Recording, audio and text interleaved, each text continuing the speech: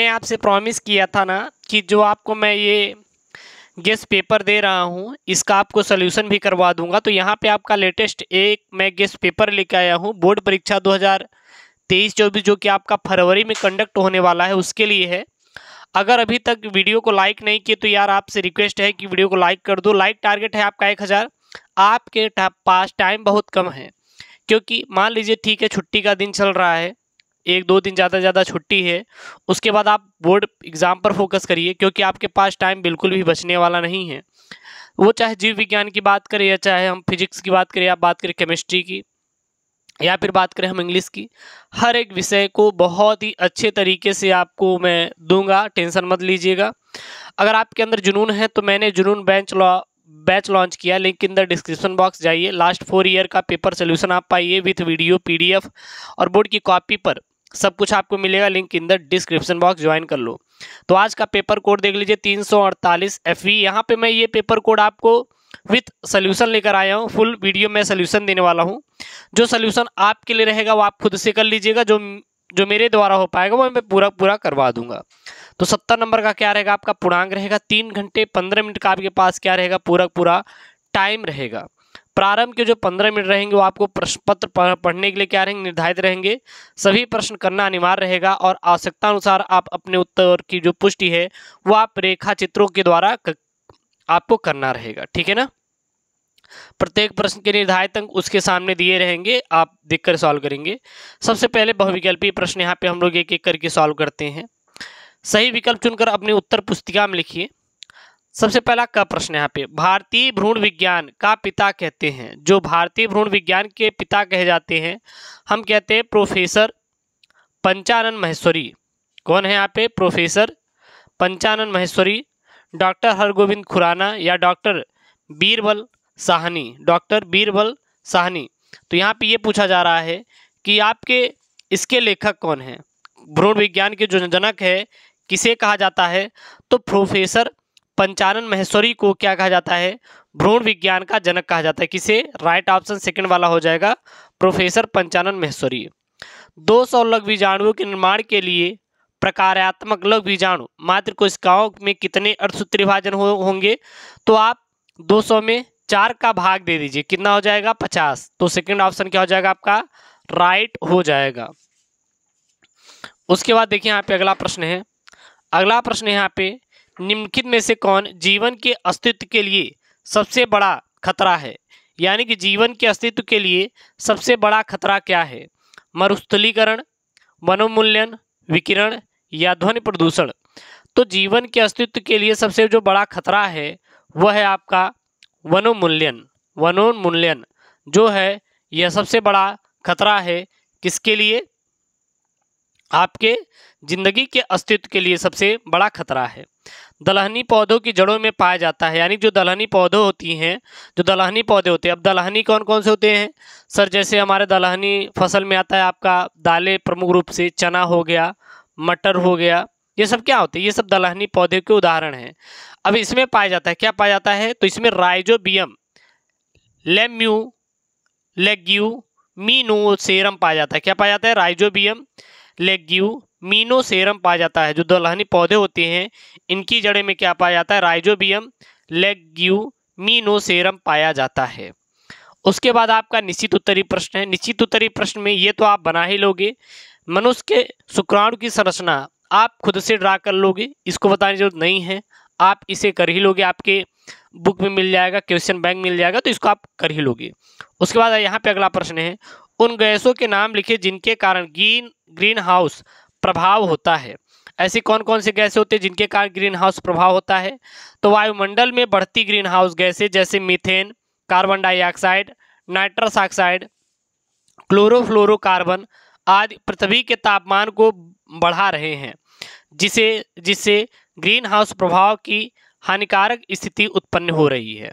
तो कौन कौन सी है? जैसे आपके मीथेन है, कार्बन डाइऑक्साइड है, नाइट्रस ऑक्साइड है और क्लोरोफ्लोरोकार्बन इत्यादि जो हैं इनके कारण ग्रीन हाउस प्रभाव उत्पन्न हो रहा है। उसके बाद ग वाला ऑप्शन है यहाँ पे। ग वाला क्वेश्चन क्या बोल रहा है? भूमि की उर्वरा शक्ति बढ़ाने में नील हरित शैवाल यानी कि साइनोबैक्टीरिया की भूमिका का संक्षिप्त उल्लेख कीजिए। यानी कि जो भूमि की उर्वरता है इसको बढ़ाने के लिए नीलहरित शैवाल यानी साइकोबैक्टीरिया की क्या महत्वपूर्ण भूमिका है, इसको आपको उल्लेख करना है। चलिए देख लेते हैं यहाँ पे। तो यहाँ पे लिखेंगे नीलहरित शैवाल या साइनोबैक्टीरिया स्वपोषित जलीय एवं स्थलीय पर्यावरण में पाए जाने वाले जीवाणु होते हैं जो मिट्टी में ह्यूमस को क्या करते हैं, बढ़ाते हैं। और जब ये ह्यूमस को बढ़ाते हैं तो जिनके कारण उस भूमि की उर्वरा शक्ति क्या हो जाती है, बढ़ जाती है। यानी कि उसमें उनके पोर्स में जो मिट्टी होता है उसमें ऑक्सीजन जाता है और जितने जो हमारे लाभदायक तत्व होते हैं वो आसानी से घुल जाते हैं और उसके कारण भूमि की उर्वरा शक्ति क्या हो जाती है, बढ़ जाती है। अगला प्रश्न है यहाँ पे, अनिषेक फलन यानी कि पार्थेनोकॉप किसे कहते हैं, एक उदाहरण दीजिए। चलिए, तो पुष्पी पादपों के जननांग यानी कि अंडाशय से बिना निषेचन के फलों के निर्माण की प्रक्रिया को अनिषेक फलन कहा जाता है। यानी जो पुष्पी पादप होते हैं इसके जननांग से बिना निषेचन के क्या हो जाता है, फलों का निर्माण होने की प्रक्रिया को क्या कहते हैं, अनिषेक फलन कहते हैं। उदाहरण के लिए जैसे केला, अनन्नास इत्यादि जो होते हैं अनिषेक फलन के क्या होते हैं, उदाहरण होते हैं। इसको आप तैयार कर लीजिएगा, ठीक है ना। चलिए, उसके बाद यहाँ पे अगला प्रश्न है, अगला यहाँ पे है उपभोक्ता पर संक्षिप्त टिप्पणी लिखिए कि उपभोक्ता क्या होता है। संक्षिप्त टिप्पणी ये बोला है लिखने के लिए। देखिए उपभोक्ता होता क्या है, यहाँ पे आप देखिए पूरा मैंने हर एक प्रश्न को डिटेल से समझाया। यहाँ पे पारिस्थितिक तंत्र में सजीव एवं निर्जीव घटकों को अलग अलग श्रेणी में विभाजित किया गया है। जो पारितंत्र होता है, जो पारिस्थितिक तंत्र होता है या पारिस्थितिक पारितंत्र होता है, इसमें जो सजीव होते हैं यानी कि जिसमें जीवन पाया जाता है तथा जो निर्जीव होते हैं जिसमें जीवन नहीं पाया जाता, घटकों को अलग अलग श्रेणियों में बांटा गया है। उपभोक्ता जैविक घटक की श्रेणी में आने वाले सजीव प्राणी हैं जो उत्पादक पर भोजन के लिए निर्भर रहती हैं। इन्हें तीन भागों में बांटा जा सकता है। सबसे पहला प्राथमिक उपभोक्ता जिसे हम लोग शाकाहारी कहते हैं, दूसरा द्वितीयक उपभोक्ता जिसे मांसाहारी कहते हैं, और एक तृतीयक उपभोक्ता होता है जो कि उच्च मांसाहारी होता है। ठीक है ना। तो ये आपका यहाँ पे पूरा निश्चित उत्तरीय प्रश्न क्या क्या रहे हैं, सल्यूशन रहे। अब हम लोग बढ़ते हैं अति लघु उत्तरीय की तरफ। हर एक क्वेश्चन को यहाँ पे कवर करेंगे, आप टेंशन मत लीजिए। वीडियो को लाइक करना है, चैनल को सब्सक्राइब करना है। जब आप बोर्ड एग्जाम देने के लिए बैठे ना तो पूरे आपके पेपर सामने रहेंगे और सेम टू सेम आपका पेपर आएगा 100%। जाइए इसी को रट के याद करके छाप कर चले आओ और आपको कुछ ना सोचना है ना बहुत ज़्यादा किसी से पूछने की ज़रूरत है। अगला यहाँ बोल रहा है जनसंख्या विस्फोट के मुख्य कारण क्या हैं, जन्म नियंत्रण के उपाय लिखिए। जनसंख्या विस्फोट के कारण क्या हैं और जन्म नियंत्रण के क्या क्या उपाय हैं। तो देखिएगा यहाँ पे सबसे पहले जनसंख्या विस्फोट होती क्या है हमें ये पता होना चाहिए। तो निरंतर शिशु जन्म दर में वृद्धि के कारण किसी स्थान की जनसंख्या में अचानक विस्फोट से अचानक तीव्र वृद्धि जनसंख्या विस्फोट कहलाता है। जनसंख्या विस्फोट से उस स्थान की जलवायु, सामाजिक एवं आर्थिक स्थिति, शिक्षा, रोजगार एवं उत्तम खान पान एवं स्वास्थ्य आदि क्या होते हैं, प्रभावित होते हैं। जनसंख्या विस्फोट का मतलब होता है कि जो शिशु जन्म दर है वो बहुत ज़्यादा है, ठीक है, और जो शिशु की मृत्यु दर है वो क्या बहुत ही कम है। इसी को क्या कहते हैं, जनसंख्या विस्फोट कहते हैं। जनसंख्या विस्फोट के बहुत सारे कारण हैं, जैसे निम्न सामाजिक स्तर, मतलब कि वो जो समाज है उसमें उनको नॉलेज नहीं दिया जा रहा है, वो पढ़े लिखे नहीं हैं तो उनको पता ही नहीं है। भारत में अधिकतर जनसंख्या गांवों में विकास करती है। गांवों में शिक्षा की कमी, अच्छे रहन सहन के अभाव में लोगों की मानसिकता में इस बात का घर कर जाना कि अधिक बच्चे अधिक कमाएंगे और जनसंख्या वृद्धि का मुख्य कारण है। मतलब कि यहाँ पे ये है कि गांव में जब पढ़ाई ही नहीं है तो उनके दिमाग में है कि अगर ज़्यादा बच्चे रहेंगे तो ज़्यादा कमाएंगे और ज़्यादा पैसे आएंगे, और इसके वजह से वो ढेर सारे बच्चे पैदा कर लेते हैं। पुत्र प्राप्त की इच्छा, मतलब कि पुत्र प्राप्त की इच्छा मतलब कि हमारे समाज में अनेक सारी कुरीतियाँ हैं। वो सोचते हैं कि अगर हमारी बेटी पैदा हुई तो नहीं, चलिए नेक्स्ट बार बच्चा पैदा होगा बेटा, फिर बेटी पैदा होती है, फिर बेटा नहीं होता, तो इसी कारण वो ढेर सारे बच्चे पैदा कर लेते हैं। बाल विवाह मतलब कि कम समय में ही उनकी शादी करवा दी जाती है, जिसके कारण वो संतान उत्पन्न करना शुरू कर देते हैं और जिसके कारण जनसंख्या में क्या होती है, वृद्धि होती है। अशिक्षा यानी कि शिक्षा का अभाव, और अशिक्षा क्या होता है, अशिक्षा मतलब कि उनको ज्ञान ही नहीं दिया गया है बस। अब जनसंख्या वृद्धि क्या क्या निवारण है, कानून व्यवस्था आप कर सकते हैं, शिक्षा की व्यवस्था कर सकते हैं, लोगों को जागरूक किया जाए। हालांकि 1 नंबर का था लेकिन मैंने इसको डिटेल में समझाया ताकि आपको अच्छे से समझ में आ जाए। चलिए अगले क्वेश्चन की तरफ चलते हैं। अगला प्रश्न है यहाँ पे, मलेरिया रोग कैसे फैलता है, इसके रोकथाम के उपाय लिखिए। तो मलेरिया रोग होता क्या है, सबसे पहले इसको देख लेते हैं। यह रोग प्लाज्मोडियम नामक प्रोटोजोआ से फैलता है। दुर्दम तृतीयक मलेरिया सबसे घातक होता है, जो प्लाज्मोडियम फैल्सीपैरम द्वारा फैलता है। उसके बाद संक्रमण एवं प्लाज्मोडियम का मानव शरीर में स्थानांतरण कैसे होता है, ये चीज़ पहले समझ लीजिए कि कैसे स्थानांतरण होता है। जब ये स्थानांतरित हो जाता है तो जिसके कारण उस व्यक्ति को क्या हो जाता है, मलेरिया हो जाता है। जब संक्रमित मादा एनाफिलीज मच्छर मनुष्य को काटती है तो ये परजीवी प्रारंभ में मानव यकृति में अपनी संख्या में वृद्धि करते हैं, जिससे मनुष्य को ठंड लगती है और ठिठुरन बनी रहती है एवं उच्च ज्वर यानी कि बुखार होता है। किसी संक्रमित व्यक्ति यानी मलेरिया से संक्रमित को जब मादा एनाफिलीज काटती है तो ये प्रोटोजोआ उसके शरीर में पहुंचकर उस व्यक्ति को क्या कर देता है, संक्रमित कर देता है। मलेरिया के परजीवी को अपना जीवन चक्र पूरा करने के लिए 2 परपोषियों यानी कि होस्ट की आवश्यकता होती है। मनुष्य इसका प्राथमिक परपोषी एवं मच्छर द्वितीयक परपोषी है। मादा एनाफिलीज इस रोग की परजीवी का वाहक होती है। अब इसके रोकथाम और उपचार क्या क्या है, तो सबसे पहले वैक्स मच्छरों के लार्वा को क्या कर देना चाहिए, नष्ट कर देना चाहिए। आसपास के स्थानों की साफ सफाई और मच्छरदानी का उपयोग करना चाहिए एवं मच्छर रोधी क्रीम आदि का प्रयोग करना चाहिए। आसपास जल को एकत्रित नहीं करना चाहिए। एकत्रित हुए जल में मिट्टी का तेल केरोसिन डाल देना चाहिए ताकि लार्वा क्या हो जाए, नष्ट हो जाए। और हमें क्या प्रिकॉशन लेनी चाहिए, ये देखिए यहाँ पे क्लोरोक्वीन प्राइमोक्वीन जैसे औषधियों का प्रयोग प्रभावकारी होता है यानी कि लाभकारी होता है। औषधि का प्रयोग सदैव चिकित्सक की सलाह से ही करनी चाहिए। उसके बाद अगला प्रश्न यहाँ पे, पुष्पक्रम किसे कहते हैं, साइएथियम पुष्पक्रम का एक नामांकित चित्र बनाइए। चलिए पुष्पक्रम किसे कहते हैं और यहाँ पे आपको बताना है। हालांकि चित्र आप देख लीजिएगा, मैंने इसका पूरा डिटेल में दे दिया है। पुष्प अक्ष पर पुष्पों के लगने की व्यवस्था को पुष्पक्रम कहते हैं। पुष्पक्रम क्या होता है, जो पुष्प अक्ष होता है इस पर क्या लगते हैं, पुष्प लगते हैं, और इनकी लगने की इसी व्यवस्था को क्या कहते हैं हम लोग, पुष्पक्रम कहते हैं। पुष्प का निर्माण पौधों के शीर्षस्थ अथवा कक्षस्थ कलिका से होता है। नागफनी एवं यूफोरबिया साइथियम पुष्पक्रम के क्या होते हैं, उदाहरण होते हैं। उसके बाद यहाँ एक प्रश्न है, क्या है, कायिक प्रवर्धन से आप क्या समझते हैं, 2 उदाहरण उनका नामांकित चित्र सहित दीजिए। तो ये आपके अबाउट ऑफ सिलेबस हो गया है और यहाँ पे इसको ऐड करवा दिया गया है। हालांकि पेपर में नहीं आएगा, इसको आप छोड़ दीजिए, ठीक है ना।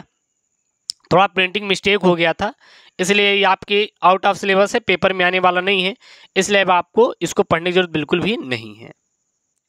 अब यहाँ पे लघुत्तरीय प्रश्न है। लघुत्तरीय प्रश्न में चौथा का क है, घरेलू खाद्य उत्पादन में सूक्ष्म जीवों की भूमिका का उल्लेख कीजिए। कि घरेलू खाद्य उत्पादन में सूक्ष्म जो जीव हैं इनकी भूमिका क्या क्या है। तो सबसे पहले देखेंगे हम लोग एकल कोशिका प्रोटीन, ठीक है, हेडिंग डालेंगे। एकल कोशिका प्रोटीन से तात्पर्य है सूक्ष्म एक कोशिकीय जीवों की विशेषतः पौधे का प्रोटीन आपूर्ति के लिए भोजन के रूप में उपयोग करना, यानी कि ऐसे पदार्थों में पाया गया कि इनमें प्रोटीन, विटामिन, स्टार्च आदि पोषक पदार्थ प्रचुर मात्रा में पाए जाते हैं एवं आहार में पोषक तत्व की कमी को भी पूरा किया जा सकता है। सूक्ष्म जीवों से प्राप्त महत्वपूर्ण पोषक तत्व जैसे प्रोटीन, विटामिन आदि को एकल कोशिका प्रोटीन कहा जाता है। खाद्य उद्योग सूक्ष्म जीव क्या क्या हैं? बड़े पैमाने पर मशरूम संवर्धन एक प्रकार का बढ़ता उद्योग है। कुछ सूक्ष्म जीव जैसे नीली हरी शैवाल से प्रचुर मात्रा में प्रोटीन, खनिज तत्व, वसा, कार्बोहाइड्रेट, विटामिन को प्राप्त किया जा सकता है, अर्थात पर्यावरण प्रदूषण को कम करने में भी क्या करते हैं, उपयोग करते हैं। मिथाइलोफिलस, मिथाइलोट्रॉपस आदि जीवाणुओं की प्रजातियों से उच्च बायोमास उत्पादन संभव है। इसके साथ साथ फ्यूजेरियम, कीटोमियम और क्लोरेला और एंडेस्मस आदि को भी खाद्य के रूप में हम लोग उपयोग करते हैं।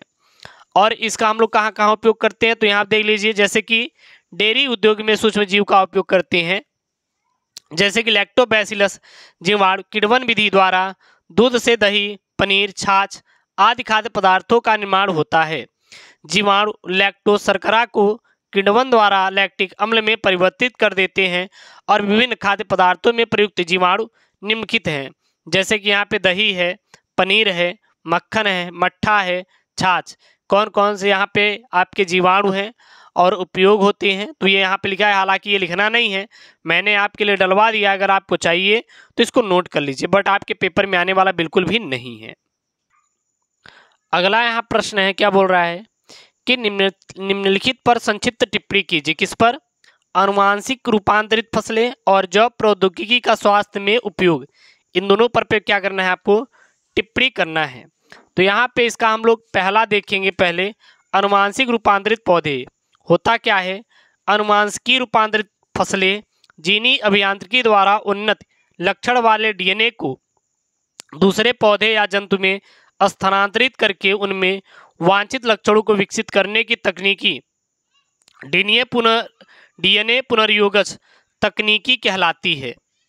इस प्रकार निर्मित जीवों फसलों को आनुवांशिकतः रूपांतरित जीव या फिर हम लोग क्या कहते हैं, फसल कहते हैं।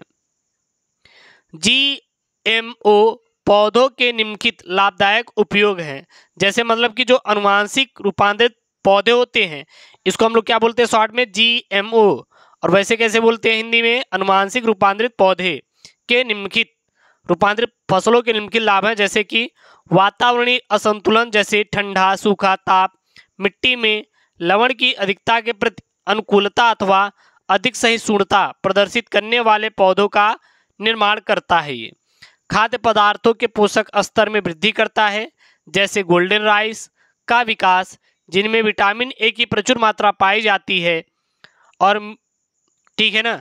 और तीसरा, मृदा उर्वरता को क्षीण होने से बचाता है। और चौथा, पौधे द्वारा खनिज उपयोग क्षमता में वृद्धि होती है। और पांचवा अगर लिखना है तो आप लिख सकते हैं कि पीड़कनाशी प्रतिरोधी फसलों का क्या होता है, इसमें विकास भी अच्छे से हो जाता है। अगला प्रश्न क्या है यहाँ पे, जैव प्रौद्योगिकी का स्वास्थ्य में उपयोग। तो चलिए देखते हैं कि जैव प्रौद्योगिकी का स्वास्थ्य में हमारे उपयोग किस प्रकार से किया जाता है। तो चिकित्सा के क्षेत्र में जैव प्रौद्योगिकी का महत्व सबसे पहले देखते हैं कि कैसे उपयोग करते हैं। पुनर्योजन डीएनए प्रौद्योगिकी का स्वास्थ्य सुरक्षा के क्षेत्र में बहुत महत्व है। अब तक लगभग 30 पुनर्योजन चिकित्सीय औषधियां मानव प्रयोग के लिए क्या है, स्वीकृत की जा चुकी हैं। विभिन्न औषधियों के कुछ क्षेत्रों में उपयोग, जैसे कि इंटरफेरॉन का विषाणु संक्रमण रोग में, जैसे कैंसर, रेबीज, जुकाम आदि में किया जाता है। गेस्ट्रॉन का उपयोग घाव के भरने में, इंसुलिन का उपयोग मधुमेह के उपचार में, रिलैक्सिन का उपयोग प्रसव में, प्रोटोपिन का उपयोग वृद्धि हार्मोन्स में, और प्लाज्मी नोजन का उपयोग रुधिर थक्का के घोलने में किया जाता है। उसके बाद अगला यहाँ पे प्रश्न है कि मरुद्भिद पौधों में विशेष आकारिकी अनुकूलन की क्या करना है, आपको व्याख्या करना है कि क्या होता है। तो इसका व्याख्या है, यहाँ पे कर्म नहीं है बल्कि कम रहेगा। क्या रहेगा? कम। कम वर्षा वाले स्थान कम वर्षा वाले जल की वायु सूक्ष्म हो जाती है, यानी जहाँ पे कम वर्षा होती है उस स्थान की जो जल वायु होती है वो क्या हो जाती है? बहुत ही सूक्ष्म हो जाती है तथा मिट्टी रेतीली एवं मृत हो जाती है। मरुस्थलीय क्षेत्रों में पाए जाने वाली मिट्टी को जल उपस्थित होने के बाद भी पौधे द्वारा इनका उपयोग नहीं हो पाता, क्योंकि वहाँ की जो मिट्टी होती है, आप चले जाइए जैसे राजस्थान में चले गए तो राजस्थान में कैसी मिट्टी होती है? बहुत ही रेतीली मिट्टी होती है, और साथ ही साथ अगर उस मिट्टी को हाथ में लेंगे तो वो भुरभुरा कर क्या होती है, वो हाथ से छूटकर नीचे की तरफ गिर जाती है, यानी कि वो क्या होती है? सूक्ष्म होती है और वो मृत होती है। और अगर इसमें जल भी आप डाल दीजिए तो जल वहां पर टिकेगा नहीं, यानी कि अगर कोई पौधा है तो वहां पर वो उपयोग नहीं कर पाएगा। ऐसे स्थान में लवण जल की क्या होती, लवण अम्ल की क्या होती, बहुत ही अधिकता होती है। अब इसके कुछ अनुकूलन निम्नलिखित हैं। मरुद्भिद पादपों में अनुकूलन, मतलब कि जो मरुद्भिद पादप होते हैं ये आखिरकार सूक्ष्म क्षेत्रों में ही क्यों पाए जाते हैं? कुछ न कुछ तो इनके लाभ होते हैं ना। सबसे पहला, कुछ मरुद्भिद पौधों की स्टोमेटा यानी कि रंध्र पर मोम जैसा आवरण रहता है और इससे पौधों में वाष्पोत्सर्जन की क्रिया कम होती है, और कुछ पौधों में रंध्र कम होते हैं तथा ये रात्रि के समय खुलते हैं। मतलब कि यहाँ पे ये है कि जो मरुद्भिद पौधे होते हैं यह रेतीले क्षेत्रों में पाए जाते हैं। क्यों पाए जाते हैं?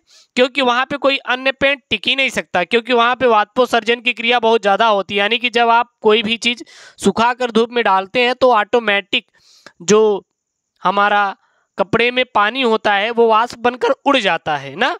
उसी प्रकार पौधे होते हैं, यदि पौधे में से पानी उड़ जाएगा तो पौधे क्या हो जाएंगे? सूख जाएंगे।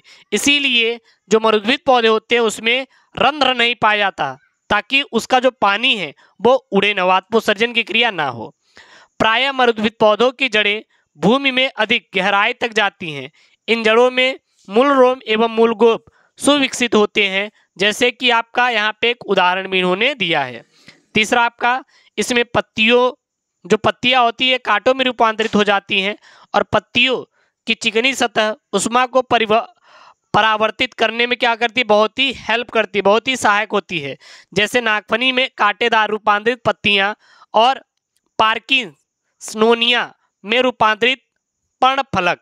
अब एक क्वेश्चन आपके बोर्ड में पूछा जाता है कि आखिरकार जो नागफनी के पौधे होते हैं इसमें पत्तियां कांटों में क्यों रूपांतरित हो जाती हैं? इसलिए हो जाती है ताकि उसमें वाष्पोत्सर्जन की क्रिया ना होने पाए और पूरी नमी पौधे की सेफ बची रहे, और वो पौधा जीवन पर्यंत अपना जीवन काल वहां पर व्यतीत कर सके। बस यहाँ पे एक प्रश्न है, देखिए प्रश्न क्या बोल रहा है। चित्रों की सहायता से स्पष्ट कीजिए कि एक क्रियात्मक लघु बीजाणु मात्र कोशा से परागकणों को कैसे विकास होता है। तो इसका अगर सल्यूशन चाहिए ना तो इसके लिए आपको हमारा एक जुनून बैच है, ज्वाइन कीजिए, link in the description box. वहां पर मात्र और मात्र 199 रुपये में आपको पूरा लास्ट 4 ईयर आपको पूरा मिल जाएगा 1 शॉट वीडियो के साथ। तो वहां पर इसका आपको पूरा सल्यूशन मिल जाएगा। तो इसको अगर चाहिए तो जाइए, link in the description box. चलिए अगला प्रश्न यहाँ पे सॉल्व करते हैं। 5वां का है, मानव में लिंग निर्धारण कैसे होता है और समाज में लड़की पैदा होने पर दोष केवल महिलाओं को दिया जाता है? क्या ये कथन सत्य है? बिल्कुल असत्य है, क्योंकि मानव में लिंग निर्धारण जो होता है वो इस प्रकार से होता है। कैसे? मनुष्यों में गुणसूत्र की संख्या 46 होती है, जो स्त्री एवं पुरुष में समान होती है।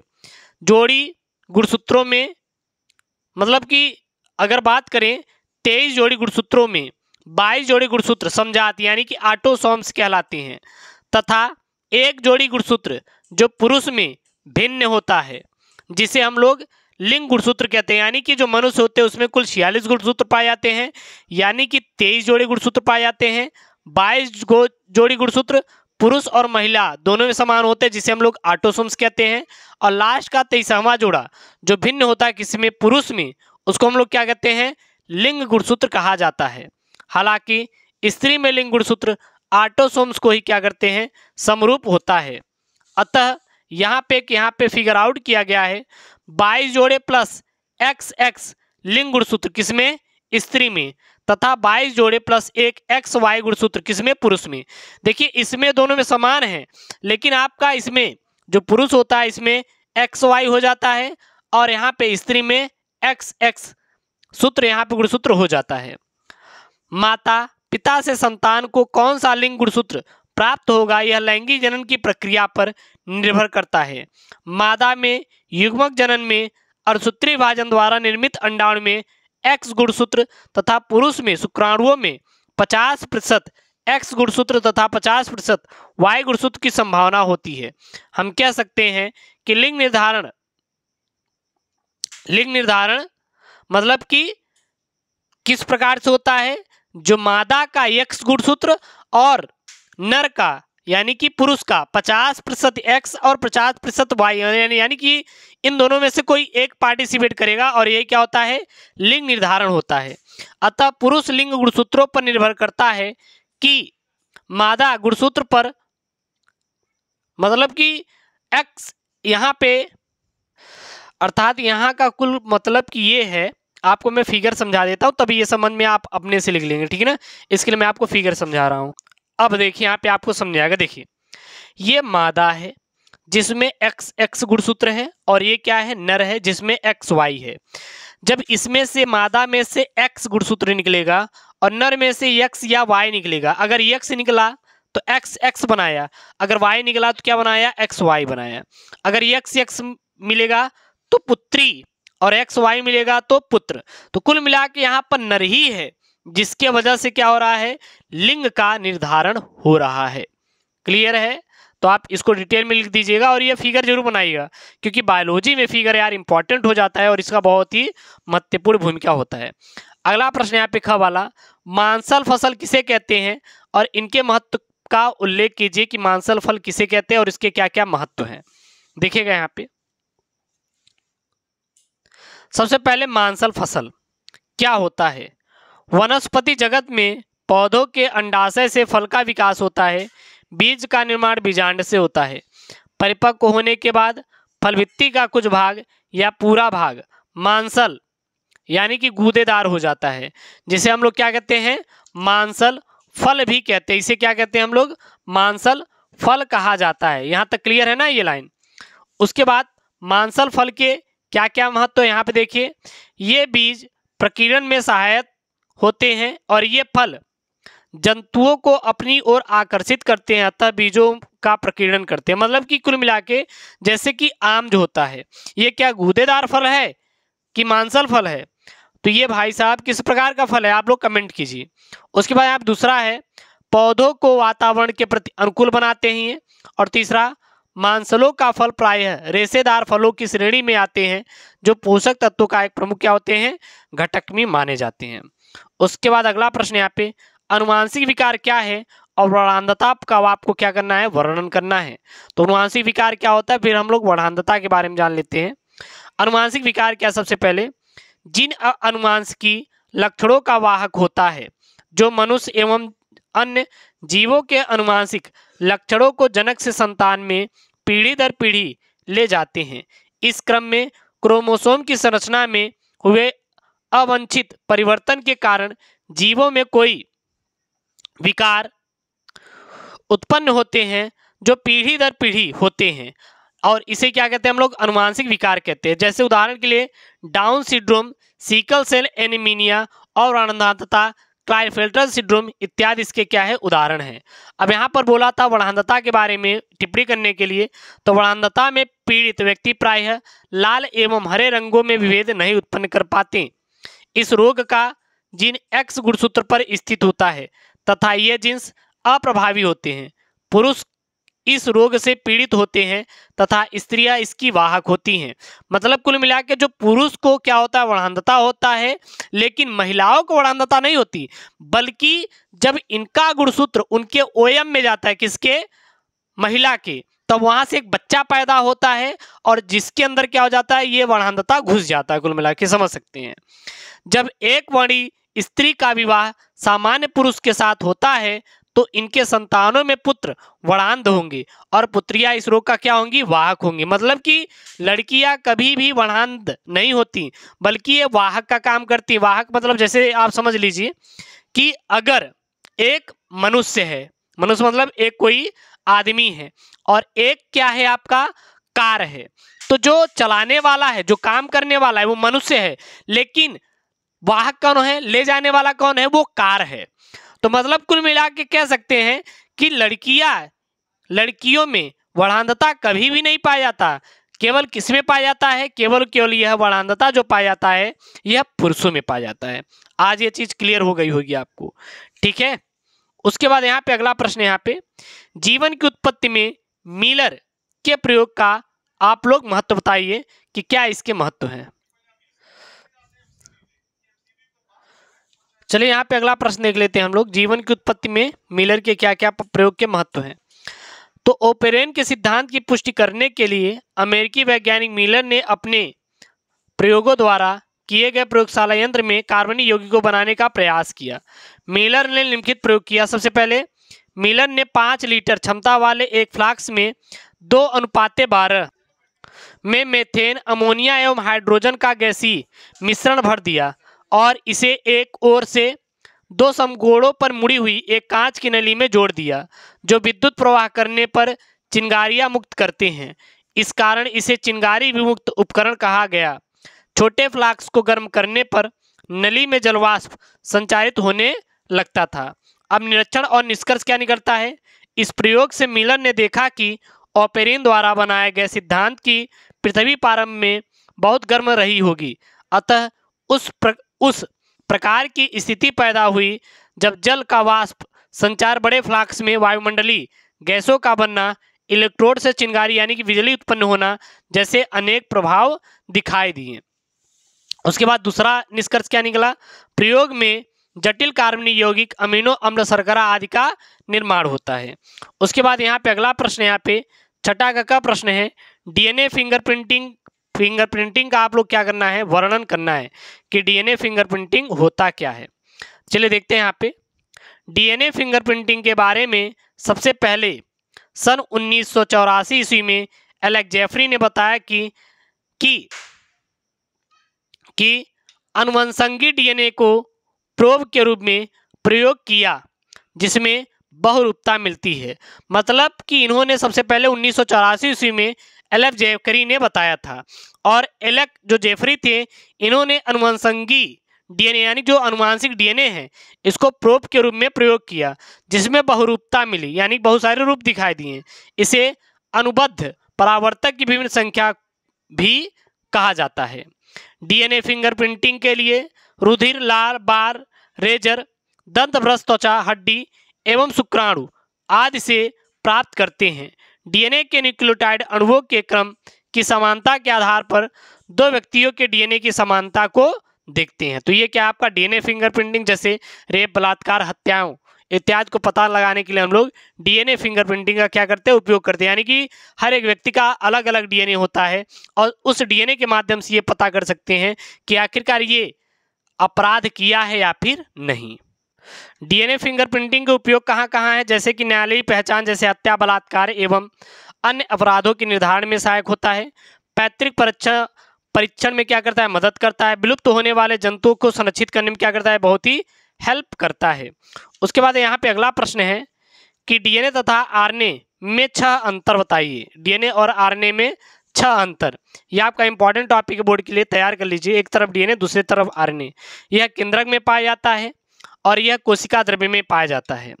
इसमें पॉलीन्यूक्लियोटाइड की द्विकुंडलीय संरचना होती है और इसमें प्राय एकल संरचना होती है, अर्थात ये एक सूत्री होती हैं। डीएनए में पेंटोज शर्करा डीऑक्सीराइबोज शर्करा होती है और आरएनए में पेंटोज शर्करा राइबोज शर्करा होती है। अगला डीएनए और आरएनए देखिए, यहाँ पे एक तरफ डीएनए दूसरी तरफ आरएनए। इसमें एडेनिन के साथ थाइमिन क्षारक जुड़ता है, इसमें एडेनिन के साथ यूरेसिल क्षारक जुड़ता है। यह प्रायः अनुवांशिकी पदार्थ होता है और यह मुख्यतः प्रोटीन संश्लेषण में भाग लेता है और कुछ जंतुओं जैसे विषाणुओं में यह आनुवांशिक पदार्थ का कार्य करता है। छठवां वाला, समस्त जीवधारियों में एक ही प्रकार का डीएनए होता है और इसमें यह मुख्य 3 प्रकार का होता है, जैसे आरआरएनए, टीआरएनए और एमआरएनए। इसमें डीएनए में द्विगुणन का गुण पाया जाता है एवं अपने समान डीएनए बनाता है, और जो आरएनए होता है इसमें द्विगुणन का गुण नहीं पाया जाता, यह अणुओं के लिप्यंतरण द्वारा निर्मित होता है।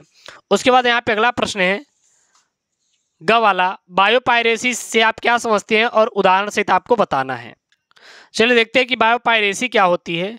दूसरे कंपनियों द्वारा आनुवांशिक पदार्थ, पौधे तथा अन्य जैविक पदार्थों का उपयोग करके उसी से नए उत्पाद को तैयार करके तकनीकों का एक कोष या श्रेय प्राप्त करना बायोपायरेसी कहलाता है।